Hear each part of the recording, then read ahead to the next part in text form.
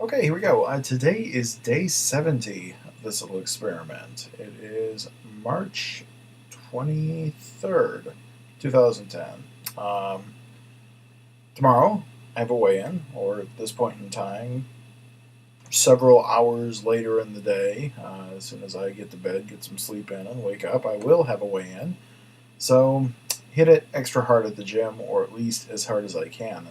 And I kind of fear I may have hit it a little too hard. I don't know if it's my running posture.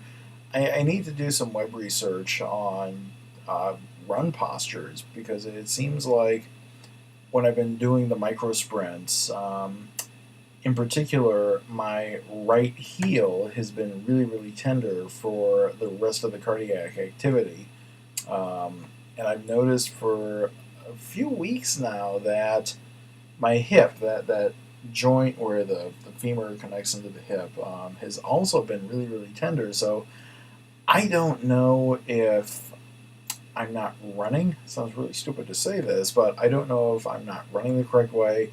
I don't know if I don't know when I run how my foot is supposed to interact with the ground. So yeah, I need at some point in time to do some research on that.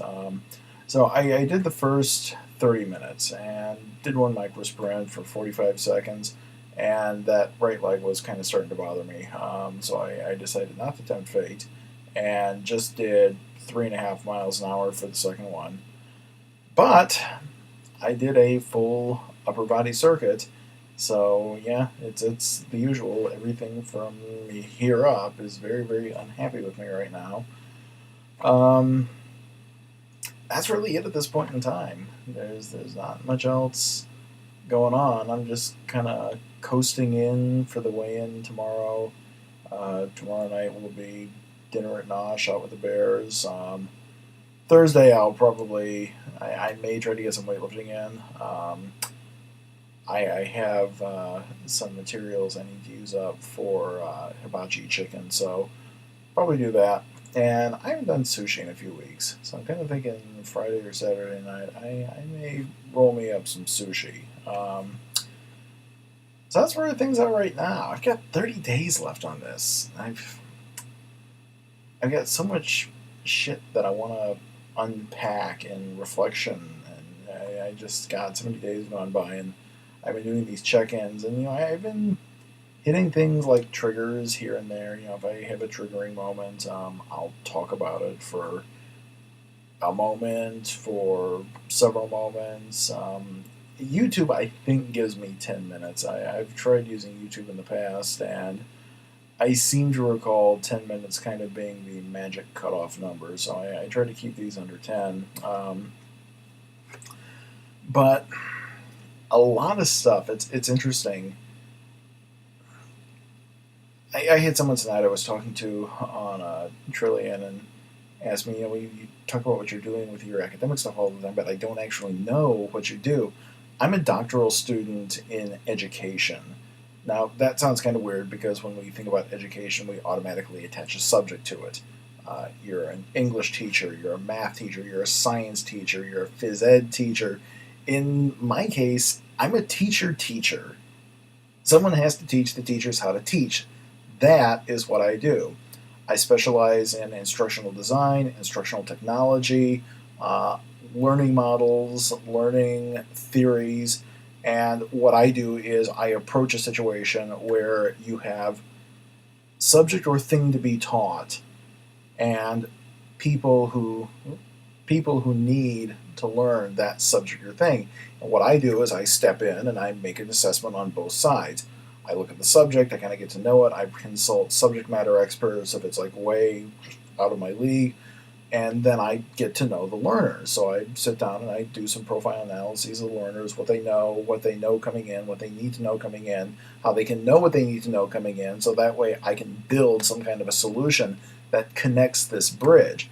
So in teacher education at all levels, reflection is huge.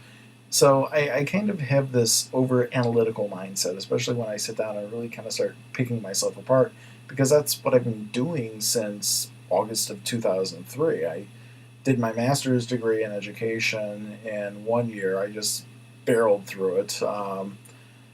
Took a year off, started my doctorate in August of 2005, and here I am now working on my dissertation. So I say that because I had one of these breakthrough moments, and I still have the episode from earlier this week, where I have to deal with that whole self-loathing card. But I also had another realization tonight. I have been interested in gender. Actually, when I did my first master's degree in English, one of my sub areas of study was gender studies and gender theory. If we think about what gender is a social construct. Beyond biology, if you have a X chromosome, a Y chromosome, or combinations therein, once you pull biology out of it, gender is really socially defined. I mean, if you take a look at the fact that I have long hair, I get shit for this all the time, because for a male, especially a male my age, in my late 30s, I'm not supposed to have this. I had a guy tell me the other night, well, you're going to have a really hard time getting a teaching job because you're supposed to be the role model and no principal is going to hire you with long hair because you look like one of the kids. But I say that because for some reason, I don't know why, but it just seems like a lot of my television diet has been shows that question and probe these concepts of gender. Every Monday night, a couple of the bears come over to watch RuPaul's Drag Race, which is about drag queens. So you're dealing with biological males basically dressing up and presenting as females. But I noticed that VH1 has added a new show called Transform Me, where it's a makeover show, basically. Let's boil it down, call it what it is. It's a makeover show, but unlike other makeover shows, you've had makeover shows in the past where heterosexual male makes over someone, heterosexual female makes over someone. Then in 2003, we had Queer Eye for the Straight Guy. 5 gay guys, specialists in their own field. They come in and they make someone over. But with Transform Me, you have women who are the subjects, and they're basically getting a makeover from 3 fully transitioned transsexuals.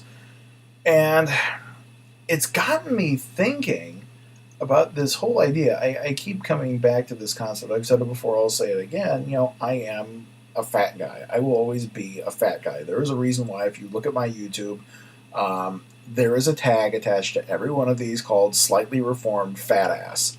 I am not going to be thin. I've said that from day one. Thin equals disaster for me. Thin equals huge weight rebound that had me up to 365 pounds in the fall of 2006. So what I try to do is I try to live with my weight as kind of, part of my identity.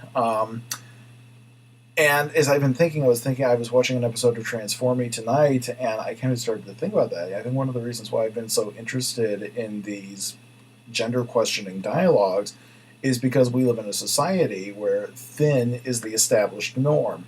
And what I'm doing, even though I'm losing weight, I'm not going all the way down. One of the many reasons, I have a list of things that I want to talk about as I go through and finish this up. One of the ones I wanted to talk about is why you'll never see me on The Biggest Loser. The first one, I'll come out and admit it. I've got a minute and 20 seconds left. When I was younger, I did porn. If you know the right people, the right places, the right everything else, you will see pictures of me. Very, very interesting things. Well, not really. It was done at a hotel convention. There was a furry convention I was at in 2000. In the convention suite of all places. Yeah, I'd love the con chair to know that and see the look on his face. But anyway, reality TV and porn just don't go together. But the other reason is you would never see me doing Biggest Loser because I don't want that 50 to 60% weight loss. Get me down to 260, get me to 275.